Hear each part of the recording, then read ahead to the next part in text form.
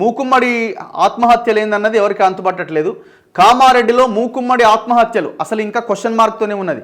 ఇవి ఆత్మహత్యలా లేకపోతే ఎవరైనా చంపేసిర్రా ఏం అర్థం కావట్లేదు. చెరువులో 3 డెడ్ బాడీస్ దొరికినాయి. మృతుల్లో ఒక ఎస్ఐ, మహిళా కానిస్టేబుల్, మరో యువకుడు. అడ్లూరు ఎల్లారెడ్డి పెద్ద చెరువులో ఘటన.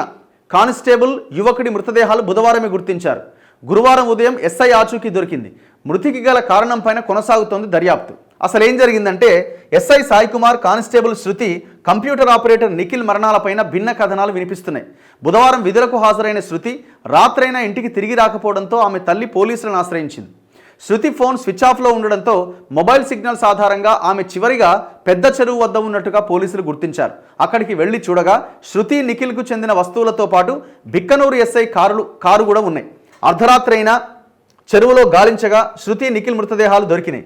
సాయి కుమార్ ఆచూకీ లభించకపోవడంతో అనేక అనుమానాలు తలెత్తినాయి. అయితే గురువారం ఉదయం సాయి కుమార్ మృతదేహం కూడా అదే చెరువులో దొరికింది. ప్రేమ వ్యవహారమేనా?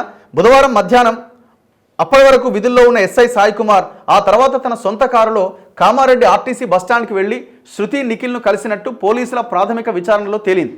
అక్కడి నుంచి ఈ ముగ్గురు కలిసి అడ్లూరు ఎల్లారెడ్డి పెద్ద చెరువు వైపుగా వెళ్లారు. బీబీపేట పోలీస్ స్టేషన్లో పనిచేసినప్పటి నుంచి సాయి కుమార్కు శృతితో పరిచయం ఉందని, ఇరువురి మధ్య వివాహేతర సంబంధం ఉందనే ప్రచారం కూడా ఉన్నది. సాయి కుమార్కు బిక్కనూరుకు బదిలీ అయిన తర్వాత శృతికి నిఖిల్ దగ్గరయ్యాడని, ఇరువురు పెళ్లి చేసుకోవాలని అనుకున్నారని తెలుస్తోంది. ఈ క్రమంలో బుధవారం వీరి మధ్య వాగ్వాదం జరగ్గా క్షణికావేశంలో శృతి చెరువులో దూకే ప్రయత్నం చేయగా సాయి కుమార్, నిఖిల్ ఆమెను అడ్డుకున్నారు. ఘటనా స్థలంలో లభించిన ఆనవాళ్ల ఆధారంగా పోలీసులు అనుకుంటున్నారట. అయినా వారిని విడిపించుకొని శృతి చెరువులోకి దూకగా ఆమెను కాపాడేందుకు సాయి కుమార్, నిఖిల్ కూడా నీళ్లలోకి దూకి పిచ్చి మొక్కలు, నాచు తీగల మధ్య చిక్కుకుపోయి ఊపిరాడక ప్రాణాలు కోల్పోయి ఉంటారని భావిస్తున్నారు. మృతదేహాలకు పిచ్చి మొక్కలు, నాచు తీగలు చుట్టుకొని ఉండడంతో ఈ అంచనాకు వచ్చారు. అయితే ముగ్గురు చనిపోవడంతో వారి ఫోన్ కాల్ డేటా ఆధారంగా పోలీసులు దర్యాప్తు చేస్తున్నారు. ఈ ముగ్గురి మరణానికి గల కారణాన్ని త్వరలోనే వెల్లడిస్తామని జిల్లా ఎస్పీ సింధు శర్మ గురువారం విలేకరులతో అన్నారు. ఏం జరిగిందన్నది తెలియదుగా. లేదంటే శృతి ముఖం పైన గాయాలు ఉన్నాయట. సాయి కుమార్, నిఖిల్ కలిసి ఆమెను హత్య చేసి ఉంటారని శృతి కుటుంబ సభ్యులు ఆరోపిస్తున్నారు. ఇక ఎస్ఐ సాయి కుమార్ మృతదేహానికి నివాళి అర్పించిన ప్రభుత్వ సలహాదారు షబ్బీర్ అలీ బాధిత కుటుంబాన్ని ఓదార్చారట. ఏజ్ ఎంత లేదు? అమ్మాయి ఏజ్ 25 years, ఆ Nikhil age 28 years, Sai Kumar SI age 32 years. మొన్ననే వచ్చినట్టుంది ఆయన.